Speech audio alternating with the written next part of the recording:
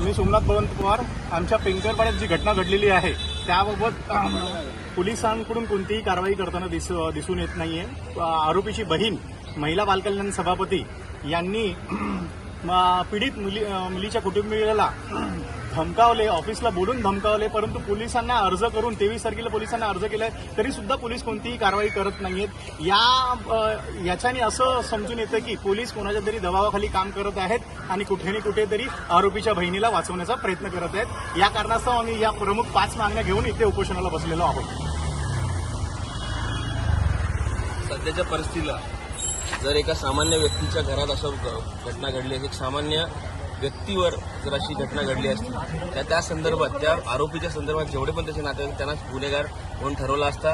त्यांचं जर इन्व्हॉल्वमेंट असतं तर त्यांना नक्कीच एक सह आरोपी करण्याची भूमिका पोलिसांनी बजावली असती. पण इथे दिसून येते की आजच्या तारखेला गृहमंत्री आणि आपले मुख्यमंत्री राज्याचे यांचा वर्धास्त या आमदारांवर आहे. आणि आमदारांचा वर्धास्त हे ज्या स्थानिक सभापती आहेत, स्थानिक नगरसेविकाचे महिला व बालकल्याण सभा त्यांच्यावर आहे.